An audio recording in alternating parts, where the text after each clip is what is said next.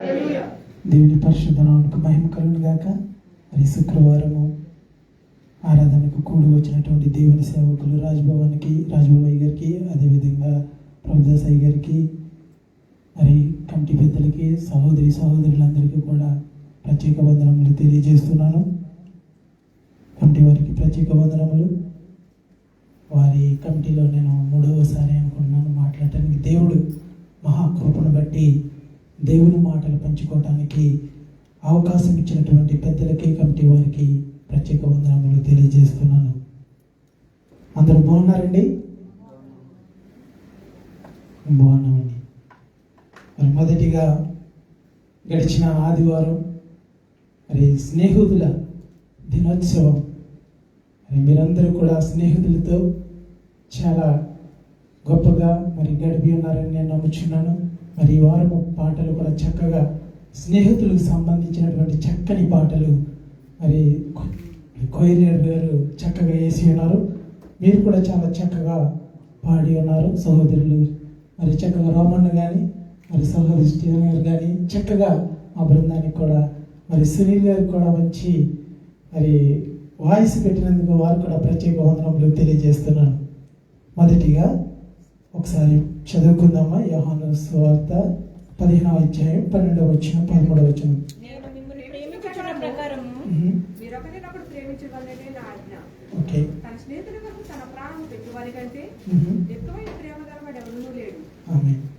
చిన్న ప్రార్థన చేసుకుందాం. దయగల మా తండ్రి, ప్రేమగల మహారాజా, పరిశుద్ధుడా, ఈ పరిశుద్ధ నామమునకు లెక్కలేని వందనములు, స్తోత్రములు నా తండ్రి ప్రభువా. యేసయ్య, ఇదిగో నా తండ్రి ప్రభువా, నేను మాట్లాడుచుండగా నా తండ్రి ప్రభువా, నత్తివాడిని, అల్పుడును, దీనుడుని, ఎందుకు పనికిరానటువంటి వాడు నా తండ్రి ప్రభువా. నేను మాట్లాడుచుండగా నా తండ్రి ప్రభు మీరే మాట్లాడండి నాయన. నేను మాట్లాడుతుండగా మీరే బోరగా ఉండి నా తండ్రి ప్రభువా, ధైర్యంగా ఏ విధంగా మాట్లాడాలో నాకు నేర్పించమని, సహాయం చేయమని, ఆయన కూడి వచ్చిన ప్రతి బిడ్డను ఆయన జ్ఞాపం చేసుకోండి. ఏ విధమైనటువంటి మాటలు కావాలో నా తండ్రి ప్రభువా వారికి నింపమని, పంపించమని, సహాయం చేయమని, త్వరలో రాను నజరేయుడైన యేసు నామమున వేడుకుంటున్నాం పరమ తండ్రి, ఆమేన్. మరి ఈ వారం స్నేహితుల దినోత్సవంగా ఒక మాట చెప్పాలని ఆశపడుతున్నాను. చిన్నప్పుడు మనం పుట్టినప్పుడు మొదటిగా మనకి స్నేహితులు ఉండరు. మొదటిగా ఉండేది ఎవరంటే తల్లిదండ్రులు. తర్వాత మన కుటుంబంలో ఉన్నటువంటి అన్నలు కానీ, అక్కలు కానీ, తర్వాత బావలు కానీ, మొత్తం కుటుంబం మొదటిగా వారితో, పిల్లలతో గడుపుతూ ఉంటాం. తర్వాత పిల్లలు కొంచెం పెద్ద అయిన తర్వాత స్కూల్కి వెళ్తారు. స్కూల్కి వెళ్ళిన కాడి నుంచి వారికి స్కూల్ ఫ్రెండ్స్ అలవాటు అవుతారు. ఫ్రెండ్స్ ఎంత ఎక్కువగా ఉంటే వారు ఎక్కువగా వారితో అనుభవంగా, ఎక్కువగా వారి స్నేహితులుగా ఎక్కువగా బలపడుతూ ఉంటారు. కొన్ని విషయాలు చెప్పాలని ఆశపడుతున్నాను. 3 విషయాలు నాకు తెలిసిన వాటికి నేను చెప్పాలని ఆశపడుతున్నాను. మొదటిగా స్నేహితుల గురించి నేను చెప్పవలసిన విషయం ఏంటంటే, మొదటి స్నేహితులు ఏంటంటే, కొంతమంది ఏంటంటే షలోం అని చెప్పుకుంటాం. రెండవ వారి గురించి చూస్తే వారు కొంచెం లోతుగా వాళ్ళ అనుభవాలు మనకి, వారికి, మన కుటుంబంలో జరుగుతున్న సమస్యలు కానీ, కుటుంబంలో ఉన్నటువంటి జ్ఞాపకాలు కానీ ఎక్కువగా పంచుకుంటూ ఉంటాం. అది ఎలాగో పంచుకుంటామంటే స్నేహితులతో ఎక్కువగా పంచుకుంటాం. ఎక్కడికైనా వెళ్ళినా లేకపోతే వేరే దిక్కుకి మనము ఆటలు ఆడుకోవటానికి, మన ఫ్రెండ్స్ అందరూ ఉన్నారు క్రికెట్ ఆడుకోవటానికి, వారు ఎప్పుడు కూడా క్రికెట్ ఉన్నా వాళ్ళు ఎప్పుడు చాలా సంతోషంగా, వాళ్ళ ఫ్రెండ్స్ అందరూ కూడా ఓ రకంగా ఉత్సాహంగా ఉంటారు. అదేవిధంగా మా తోటి ఫ్రెండ్స్ మేము ఒక రకంగా ఉంటాం. అలాగా ప్రతి ఒక్కరు ఫ్రెండ్స్కి చాలా అమూల్యమైనటువంటి రోజు. అయితే గమనించవలసిన విషయం ఏంటంటే, అనుభవాలు ఎక్కువగా తల్లిదండ్రులకు కానీ, కుటుంబంలో కానీ చెప్పుకోము. కానీ ఏ విషయం ఉన్నా కానీ, ఎంతటి విషయం ఉన్నా కానీ సహోదరుడి ఫ్రెండ్తో మాత్రం పంచుకుంటాం. ఆమె ఫ్రెండ్తో పంచుకోవాలి కూడా. ఎందుకంటే ఇజ్రాయెల్లోనే కాదు, బయట దేశాల్లోనే కాదు, ఎక్కడున్నా కానీ కొన్ని సమస్యలు మనసులోనే పెట్టేసుకుని బాధపడిపోయి దుఃఖిస్తూ చాలా మంది కూడా అనారోగ్యానికి పాలవుతున్నారు. మొదటిగా పరిశీలించుకోవలసినది ఏంటంటే, మనలో ఉన్నది ఏదైనా సరే అది ఎదుటివారికి పంచుకున్నప్పుడు మనలో ఉన్నటువంటి మన హృదయంలో ఉన్నదంతా కూడా ఎప్పుడైతే పంచుకుంటామో వారు కూడా తగినంతగా వారు కూడా చక్కగా ఆదరిస్తూ ఉంటారు. అయితే నేను చెప్పబోయేది ఏంటంటే, మనకు ఎంతటి స్నేహితులు ఉన్నా కానీ పంచుకుంటాం, అన్నీ బాగానే ఉంటాయి. కానీ ఇంకొక విషయం ఏమిటంటే, బాగా ప్రాణ స్నేహితులు ఉంటారు. మూడో వ్యక్తి వారు మొదట పొద్దుట లెగిసిన కాడి నుంచి సాయంత్రం వరకు మనకు ఆన్లైన్ ఫోన్లే, ఎప్పుడు చూసి మాట్లాడుతూనే ఉంటాం. ఆఖరిగా లాస్ట్ని అడుగుతాం, ఏం మాట్లాడుకున్నాం ఈ రోజంతా? ఏమీ లేదు. ఏం మాట్లాడుకున్నాం ఏం గుర్తులేదు. వారు పొద్దు నుంచి సాయంత్రం వరకు మాట్లాడుతూనే ఉంటాం. అయితే మేము వచ్చిన రోజులు ఓన్లీ మిస్ కాల్ వరకే ఉండేది. ఇంటికి ఎప్పుడైనా ఫోన్ చేయాలంటే కిందకి వెళ్ళి మేము కార్డు పెట్టి డబ్బా కాల్లో ఫోన్ చేస్తాం. ఎందుకంటే కొత్త వారు చాలా మంది వచ్చారు కనుక వారికి చెప్తున్నాను. జోషువా కానీ ఇలా పెద్దల వారు ఎక్కడ ఉన్నారంటే ఫోన్ డబ్బా కాడే కూర్చుండేవాడు. ఇంటికి ఫోన్ చేయాలనేది డబ్బా కాడే కూర్చుండేవాడు. ఎందుకంటే ఇటువంటి విషయాలు జ్ఞాపకం చేసుకుంటూ ఉండాలి. మన జరుగుతున్న విషయాల్లో మనం కొత్తగా కాదు, కానీ మన అయిపోయిన విషయాలు కూడా కొన్ని విషయాలు జ్ఞాపకం చేసుకోవడం వల్ల మన హృదయాల్లో కూడా కొన్ని బలపడుతూ ఉంటాయి. కొంతమంది వచ్చినటువంటి వారు కూడా, ఓహో ఇది ఇలాగ ఉండేది కదా, ఇది వరకు మేము ఇంతలా ఉన్నాము, మా వెనక వీరుండి మమ్మల్ని నడిపిస్తున్నారు అని వారు కూడా ధైర్యము, వారు కూడా కొత్త వారికి కూడా తెలుస్తూ ఉండాలి. మనము నడిచే విధానము ఎలాగో ఉన్నది, మనం వెళ్ళే మార్గము ఏ విధంగా ఉన్నది, మన వెనకలో నూతనంగా వచ్చిన వారు ఏ విధంగా ఉన్నారని వారు కూడా పరిశీలించి గమనించి వారు కూడా ఆ విధంగా మాదిరిగా వెళ్తూ ఉంటారు. మరి బైబిల్లో మనం చూడగలిగితే సేవకులు ఎన్నోసార్లు బైబిల్లో ఉన్నటువంటి స్నేహితుల గురించి ఎన్నోసార్లు చెప్పుకుంటూ వచ్చారు. అయితే నేను చెప్పబోయే విషయం ఏమిటంటే, దేవుడు మొదటగా తండ్రిగా మనల్ని సృష్టించి ఈ లోకంలో అంత శూన్యముగా ఉన్నప్పుడు ఒక మనిషిని సృష్టించాడు దేవుడు మొదటిగా. ఆ తోడికి మరికొకరు ఉంటే బాగుంటుంది అని దేవుడు ఆలోచన చేసి వెంటనే ఒక మనిషిని ఆ మనిషిలోంచే ఒక ఎముకని తీసుకుని తోడుగా ఇచ్చాడు. ఇచ్చినటువంటి వ్యక్తి, మీరు ఈ విధంగా ఉండండి, ఈ విధంగా చేయండి, ఈ విధంగా ఇదంతా మీది, మీరు తినండి చేయండి అన్నప్పుడు, కానీ ఆదాము మాత్రము ఆ విధంగా చేయలేదు. దేవుడు చెప్పిన రీతిగా నడవలేదు, దేవునికి అనుకూలంగా ఉండలేదు. నేను చెప్పబోయేది ఏంటంటే, తండ్రి ఆయన అనుకూలంగా మనల్ని సృష్టించాడు, మనల్ని కన్నాడు. అయితే ఆ కొడుకులు ఆ మాదిరిగా మనం ఉన్నామా? దేవుని సన్నిధిలో కూడా మనం ఉన్నటువంటిప్పుడు కూడా దేవుని సన్నిధిలో దేవుని మాటలు వింటున్నప్పుడు తండ్రితోనే మనం మాట్లాడుతున్నాము అన్న విధంగానే దేవుడు మనతో మాట్లాడుతున్నాడు. తండ్రితో నేను ఏ విధంగా మాట్లాడుతున్నాను అన్న విధంతోటే మనం ఉండాలి. ఆదాము కూడా ఆ విధంగా లేడు. ఎప్పుడైతే లేడో దేవునికి దూరమైన తర్వాత ఆదాము ఎప్పుడైతే అవ్వ సాతానుతో పండు తిన్నదో అప్పటి నుంచి కూడా దూరమైనప్పుడు మనము చాలా ఆలోచన చేశాడు దేవుడు ఏమనుకున్నాడంటే, ఈ విధంగా కాదు, దేవునికి మనిషికి దూరముగా ఉన్నప్పుడు కదా ఈ విధంగా జరిగిందని ఆలోచన చేసిన తర్వాత ఆ విధంగా దేవుడు చాలా బాధపడ్డాడు. నేను మనిషిని చేసి లోకాన్ని సృష్టించి శుభ్రంగా దీన్ని ఫలించి తినండి, ఈ ఫలాలు మీకే కదా, మీ తర్వాత పుట్టబోయే పిల్లలకే కదా అని దేవుడు చెప్పాడు. దేవుడు చెప్పి ఒక మాదిరిగా నిలబెట్టాడు. నేను ఎందుకు చెప్తున్నానంటే, ఈ అధ్యాయంలో కూడా నేను ఒక నిజమైన ద్రాక్షవల్లిని, నా తండ్రి వ్యవసాయకుడు. దేవుడు కూడా తండ్రి, దేవుడు ఒక తోట నాటాడు, ఆ తోటలో ఒకనే నిల్చాడు. అది మనం ఏ మాదిరిగా ఫలించాలి నేను చెప్పగలను. ఈ బేతేలు సంఘంలో ఈ బేతేలు ఒక తోటగా నాటాడు దేవుడు. ఆమె ఈ బేతేలు సంఘంలో ఎందరో సేవకులు కానీ ఎందరో పెద్దలు కానీ నా మట్టుకు నేను చెప్పగలను. నేను సండే స్కూల్కి వెళ్ళేవాడిని కానీ పాటలు పాడేవాడిని కానీ ఎక్కువగా నేను దేవుళ్ళో నిలబడేవాడిని కాదు. మొదటిలో నేను అలా మైక్ పట్టుకోవాలంటే వణికేవాడిని. అంటే మాదిరిగా దేవుడి సంఘంలో మొదటిగా మమ్మల్ని అలాగా అంచులంచులుగా నిలబెట్టి ప్రతి ఒక్కొక్కరిని కూడా బలపరుస్తూ ఈ సంఘంలోని ఎంతో మంది సేవకులు కానీ ఎంతో మంది పాటలు పాడేవారు కానీ ఎంతో మంది యవనస్తులు కానీ ఈ బేతేలు సంఘంలో కోయిరు నిలబడ్డదంటే చాలా చక్కగా ఒక 50 మంది 40 మంది కోయిరుగా మనము ఎప్పుడు కూడా దేంట్లోనూ కూడా వెనకడలేదు. కానీ దేవుడు మన సంఘాన్ని ఒక పచ్చని ఒలివ చెట్టు వలె, దేవుడు ఒక వృక్షం వలె మనల్ని ఈ సంఘాన్ని నాటాడు. ఆమె మనము ఎక్కువగా బలపరిచి ఎక్కువగా దేవునిలో మనం ఎప్పుడైతే అంచులంచులుగా ఫలాలు ఇచ్చేవారుగా మనం ఎదుగుతామో దేవుడు మనలో కూడా ఆ విధంగా ఆశీర్వదిస్తాడు. ఆదాము ఎప్పుడైతే చేసి ఉన్నాడో తర్వాత వారి పిల్లలు వారి నడుకలు ఎప్పుడైతే నోవహు కాలం వరకు కూడా దేవునికి అనుకూలంగా లేరు.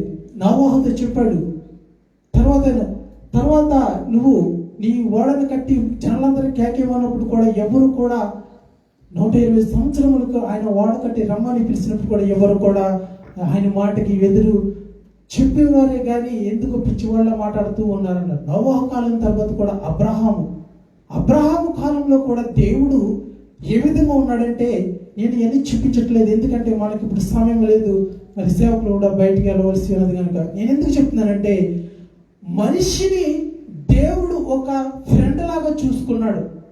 అబ్రహాము కాలంలోకి వచ్చినప్పటికీ అబ్రహాము నా స్నేహితుడు అన్నాడు. అబ్రహాము నాకు మాట ఆయన పిలుచుకున్న వెంటనే ఆయన ఎంత ప్రేమగా ఉన్నాడంటే అబ్రహాము చాలా అంటే చాలా నమ్మకముగా ఉన్నటువంటి అబ్రహాము విశ్వాసులకు తండ్రిగా పిలువబడ్డాడు. మనము గమనించాలి, మనం అందరము కూడా దూరదేశం నుండి ఇజ్రాయెల్లో వచ్చిన మనమందరము కూడా ఏ విధంగా ఉంటున్నాము, ఏ విధంగా దేవుని సన్నిధిలో ఉంటున్నాము, మనము దేవునికి ఒక ఫ్రెండ్ లాగా ఉంటున్నామా, దేవుడు మనతో ఎక్కువ భావించి మాట్లాడుకుంటున్నామా, ఉదయం నుంచి సాయంకాలం వరకు ఫోన్లతో మాట్లాడుకుంటూనే ఉంటున్నాం. అదే సమయంలో ఒక అరగంట లేదా ఒక గంట ఒక దేవుని మాటలు కానీ దేవుని వాక్యం కానీ దేవుని ప్రార్థన కానీ మనం ఎక్కువగా వింటూ ఉంటుంటే అదే దేవునితో మాట్లాడే విషయాలు. ఆ విధంగా అబ్రహాముతో మాట్లాడుకున్నాడు. తర్వాత మోషే కాలంలోకి వచ్చినప్పటికీ మోషే కూడా నమ్మకమైన ఇంటివాడిలాగా ఒక ఇంటివాడిలో నమ్మకంగా ఉన్నటువంటి మోషేగా ఎదిగి ఉన్నాడు. ఈ విధంగా అలాగా పాత నిబంధన గ్రంథంలో అందరూ కూడా చాలా మంది ఒక నమ్మకమైన వ్యక్తులుగా ఆయన నమ్మకంగా ఒక స్నేహితుడులుగా ఆయన ఎప్పుడు ప్రత్యక్షంగా మాట్లాడే విధంగా ఉన్నాడు. అయితే నూతన గ్రంథంలోకి వచ్చినప్పటికీ దేవుడే ఆయన కుమారుడిగా ఈ లోకానికి వచ్చి ఆయన ఒక ఫ్రెండ్ లాగా ఒక స్నేహితుడిలాగా ఆయన ఒక మాదిరిలాగా ఆయన ఒక 33.5 సంవత్సరములు ఇజ్రాయేల్ దేశంలో ఆయన పుట్టడానికి ఒక ముఖ్యమైన కారణం. ఎందుకనగా ఈ లోక రక్షకుడు ఈ లోకాన్ని రక్షించడానికి ఒక ఫ్రెండ్ లాగా వచ్చాడు. మనము కూడా గమనించాలి, సంఘంలో ప్రతి ఒక్కరము కూడా ఒక శిష్యులాగా ఎదగాలి. యేసయ్య కూడా ఒక మాదిరిగా చూపించాడు. ఆయన ఏది చేసినా మొదటగా ప్రార్థన చేశాడు. ఆయన ఏది చేసినా ఒక మాదిరిగా ఒక వాక్యం మాట్లాడినా లేకపోతే ఏది చెప్పినా ఒక మాదిరి చూపించాడు. ఆ మాదిరిగానే శిష్యులు కూడా ఏర్పరచుకున్న శిష్యులు కూడా ఆయన ఏమని పిలుచుకున్నాడంటే 13వ అధ్యాయంలోకి వచ్చినప్పటికి మనం ఒకసారి చూస్తే మొదటి నుండి ఒకసారి చూద్దామమ్మా.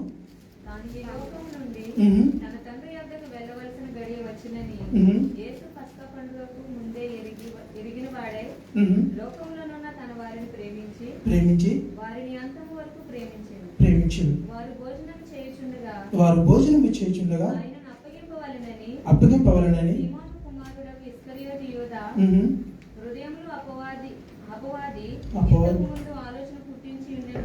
గనుక తండ్రి తన చేతికి సమస్తమును అప్పగించిననియు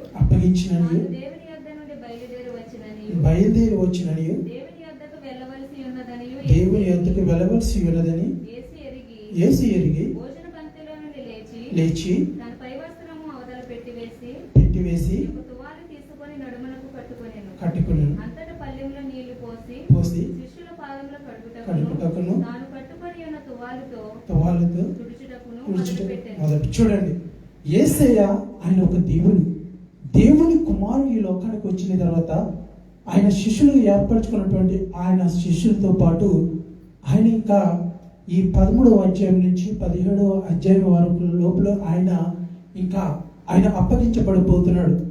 ఆయన అప్పగించి సిలువకు యాగానికి బలియాగం అవ్వబోచున్నాడు. ఆ వెళ్ళే ముందు స్నేహితులతో ఒక విషయం చెప్తున్నాడు, ఒక మాదిరి చూపిస్తున్నాడు.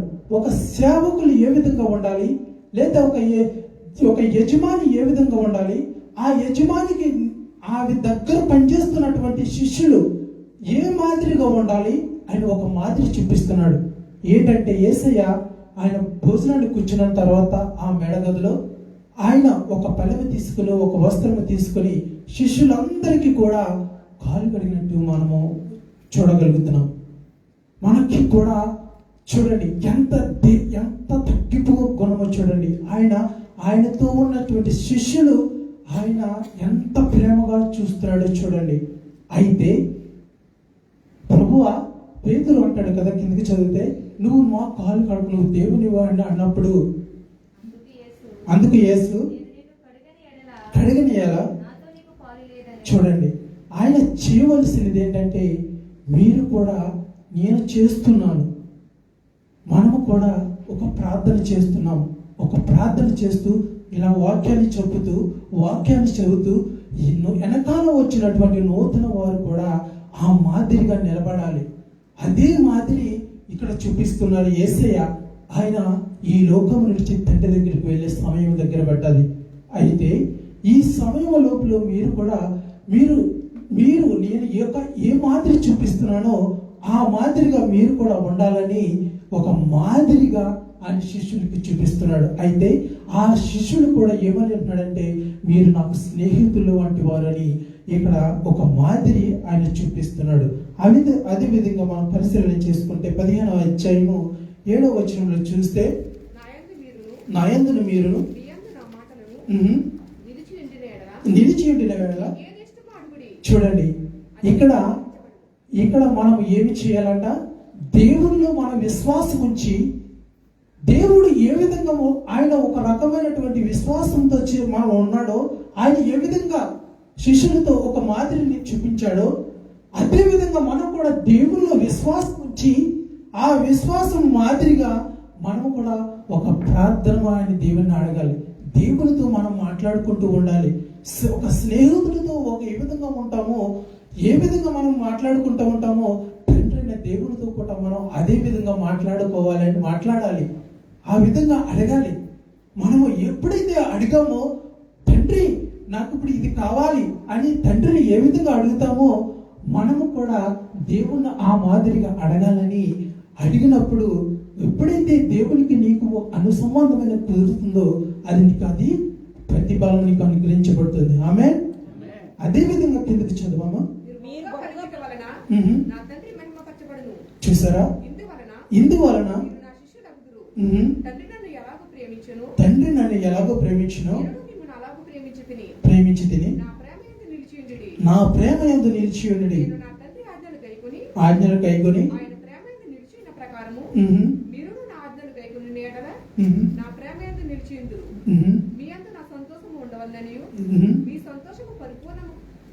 కావాలని చెప్పుచున్నాను. నా ఆజ్ఞ లేడు. చూడండి, మనము దేవుని స్నేహితులై ఉండాలంటే మొదటిగా ఆయనలో మనం ఎక్కువగా ప్రేమించే వారిగా ఉండాలి. ఆయన ప్రేమ యందు మనము ఎక్కువగా ఆలోచనగా ఎక్కువగా మాట్లాడుతూ, దేవుడు ఒక ఫ్రెండ్తో ఏ విధంగా ఉంటామో ఆ విధంగా దేవుళ్ళు ఉన్నప్పుడు ఆయన కూడా మనల్ని ఒక మాదిరిగా ఉంటాడని ఈ విధంగా మనం చూడగలుగుతున్నాం. అదేవిధంగా 14వ వచనం కూడా చేసిన ఎడల ఉందరు దాసుడు తన యజమానుడు చేయు దానిని ఎరుగుడు గనుక ఎరుగుడు కనుక మిమ్మల్ని దాసుడిని పిలవక నా స్నేహితుడిని పిలుచుచున్నాను. పిలుచుచున్నాను. ఎందుకనగా ఎందుకనగా నేను నా తండ్రి వలన వినిన సంగతులన్నిటినీ మీకు తెలియజేసి తిని మీరు నన్ను ఏర్పరచుకొనలేదు.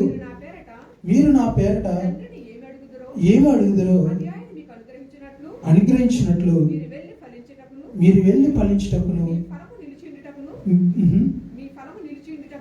నిలుచుటకును ఏర్పరచుకుని నియమించి తిని ప్రేమింపవలనని ఆజ్ఞాపించుచున్నాను.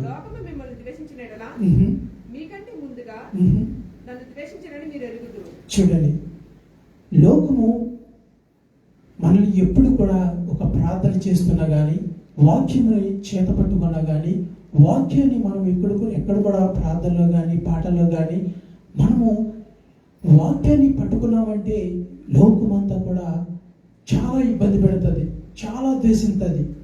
ఎప్పుడైతే మనల్ని ఎక్కువగా ద్వేషిస్తూ ఎక్కువగా పరిశీలన చేస్తుంటారో అప్పుడే దేవుల్లో మనం ఎక్కువగా బలపడుతున్నట్టు. ఆమేన్.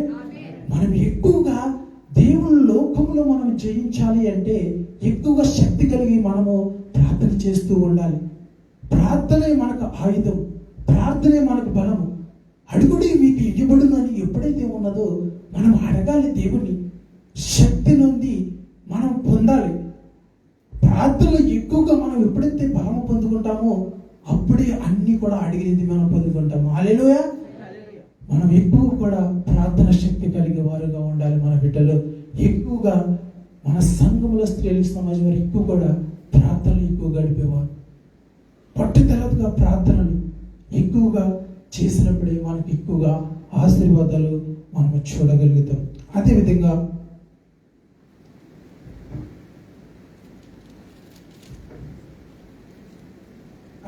మనం 26వ వచనము 27వ వచనం తర్వాత రెండవ విషయం మనం వెళ్ళిన తర్వాత అనగా బయలుదేరి వచ్చినప్పుడు ఆయన నన్ను గురించి సాక్ష్యం ఇచ్చును. మీరు మొదటి నుండి నా యొద్ద ఉన్నవారు కనుక మీరు సాక్ష్యం ఇచ్చును. 27 చూడండి, 26వ వచనం నుంచి మనం చూస్తే ఇదే విషయము అపోస్తలుల కార్యాలు మొదటి 4వ వచనం చూద్దాం ఒకసారి. మొదటి అధ్యాయము 4వ వచనం. ఆయన వారిని కలుసుకుని ఇలాగ ఆజ్ఞాపించెను, వెళ్ళక తండ్రి యొక్క కనిపెట్టుడి. యోహాను నేలతో బాప్తిస్మం ఇచ్చెను గాని కొద్ది దినములుగా పరిశుద్ధాత్మలో బాప్తిస్మం పొందవలెను. చూడండి, పొందుదురని. చూడండి, యేసయ్య ఆయన చనిపోయిన తర్వాత 40 దినముల్లో ఆడితో ఉన్నప్పుడు ఏ విషయాలు అయితే చెప్పాడో మీకు ఒక ఆదరణకర్త వస్తాడు.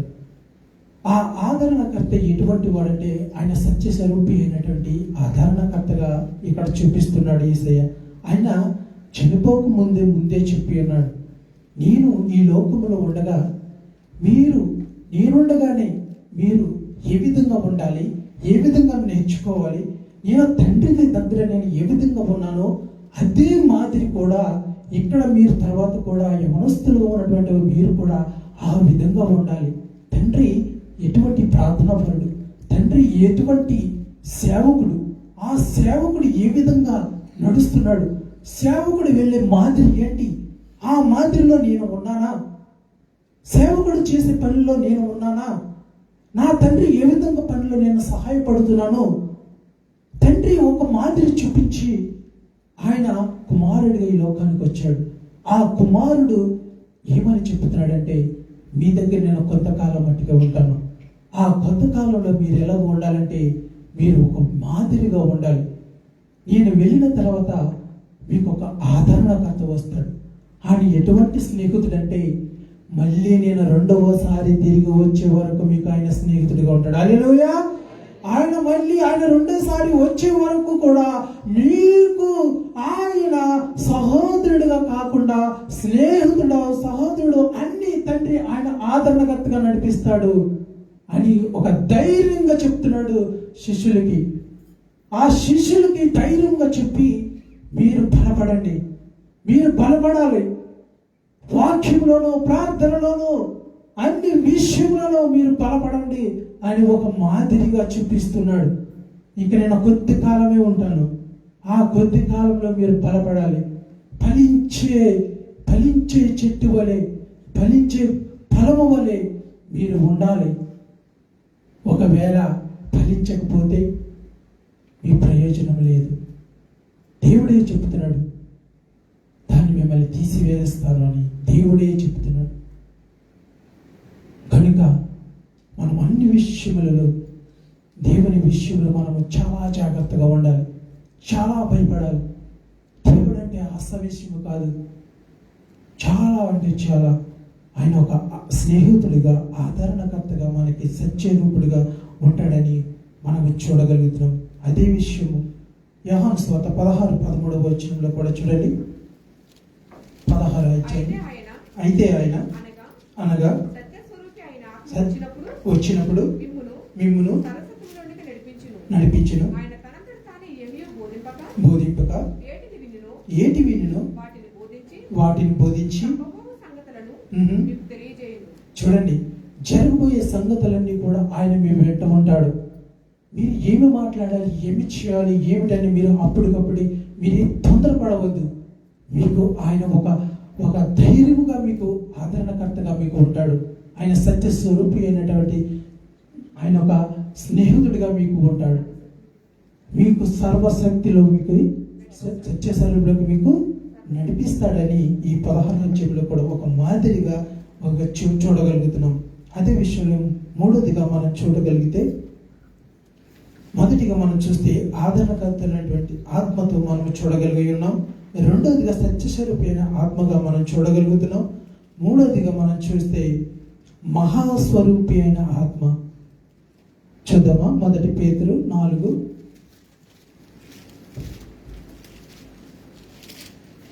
1 పేతురు 4వ అధ్యాయము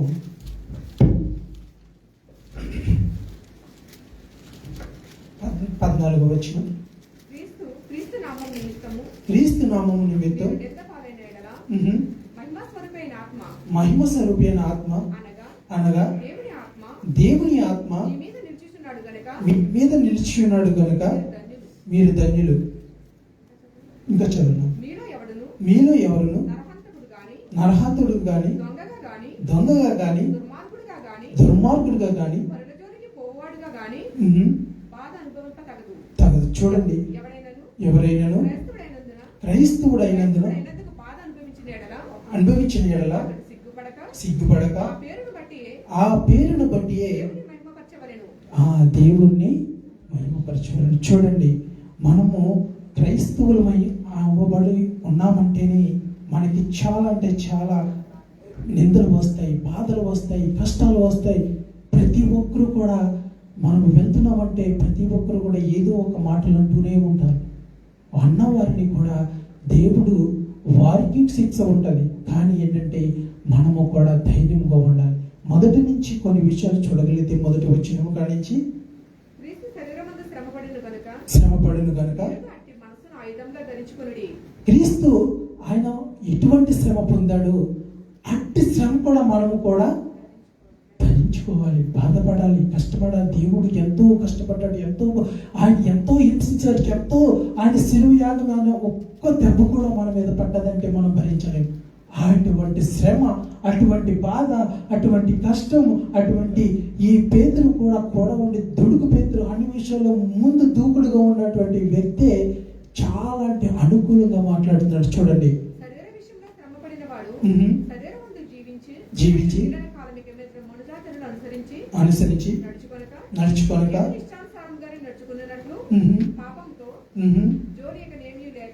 ఉండును. చూడండి, మనము దేవుల్లో ఉండాలంటే మొదటిగా దేవుని ఆత్మ మనతో ఉండాలంటే, దేవుడు మనకు కూడా ఉండి దేవుని పరిశుద్ధాత్మ మనతో ఉండి నడిపించాలి అంటే చేయవలసి ఏంటి ఇక్కడ చెప్తున్నాడు. చూడండి, మొదటిగా పోకిరి చేష్టలు, రెండవది దురాలసులు, మద్యపానము, ఆటపాటలు, విందులు, పూజలు మొదలైన వాటి యందు నడుచుకొనుచు నడుచుకొనుచు అన్యజనుల ఇష్టము నెరవేర్చుచుటకు గతించిన కాలమే చాలును. చాలును.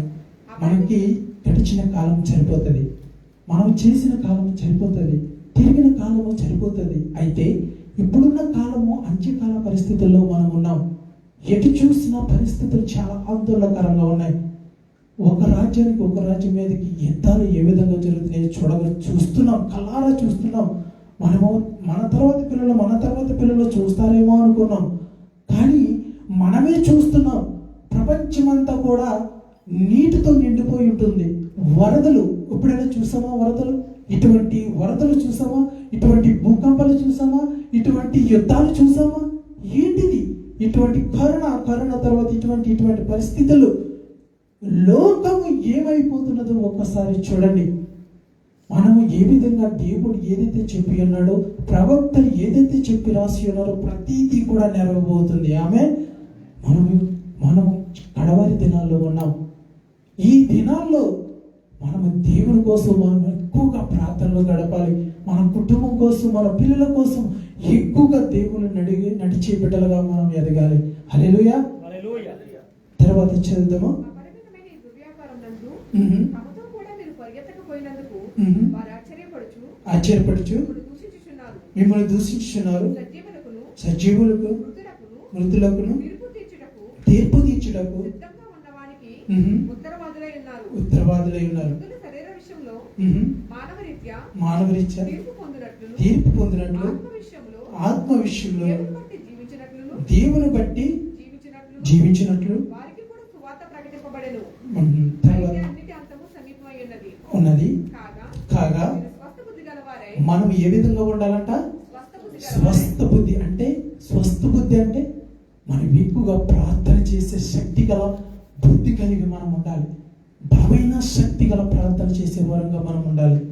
రెండవది, ప్రార్థనలు చేయటకు మెలకుగా ఉండుడి.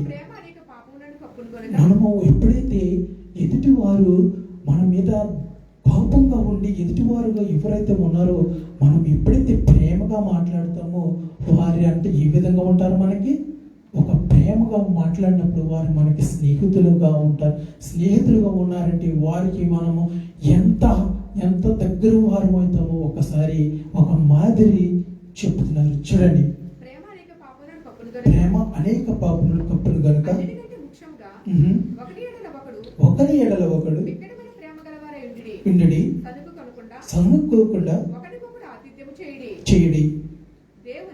దేవుని నానా విధమైన కృపా విషయమై గొప్ప గృహ నిర్వాహకులైండి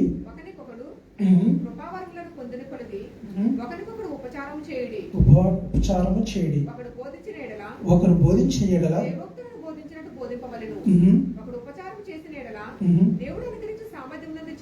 చేయవలెను.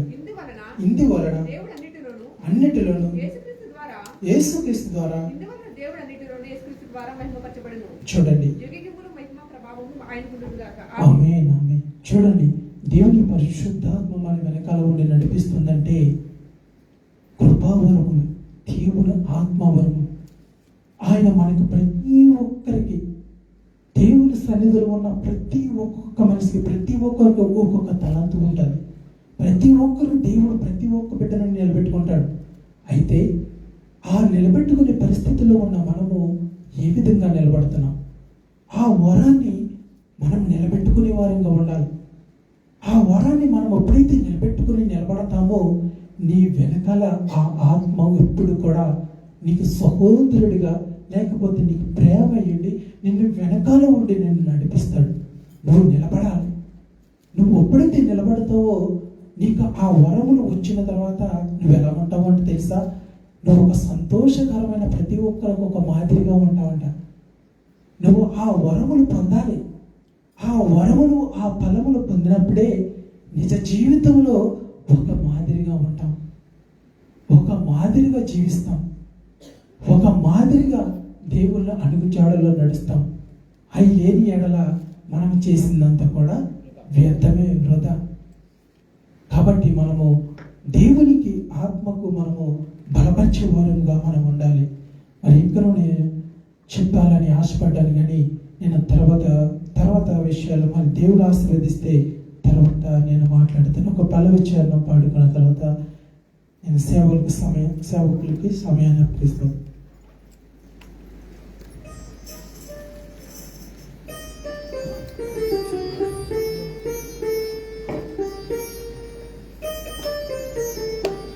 ఒక క్షణమైన నిన్ను వీడిన, అందరికి వచ్చిన పాట మనందరం కలిపి పాడదాం. నేనేమవుతును తెలియదయ్యా,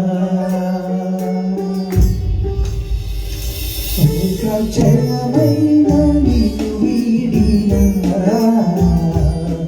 నేనేమవుతును తెలియదయ్యా, ఒక క్షణమైన నిన్ను వీడిన,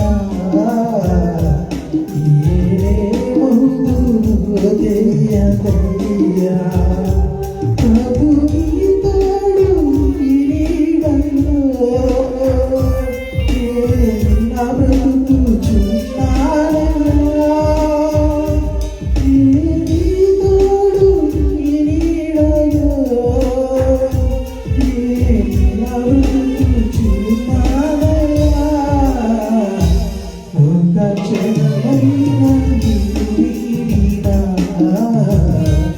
నేనేమవుతును తెలియదయ్యా, ఒక క్షణమైన నిన్ను వీడినా,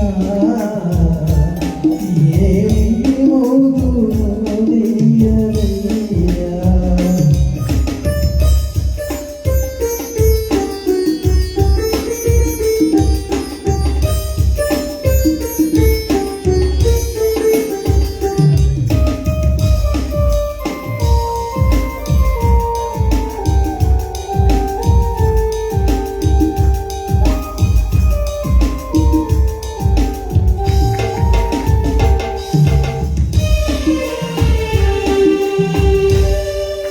అపవాది సోదరులు నన్ను చుట్టినా, ఇహలోక సర్వాలు నాకెదురొచ్చినా,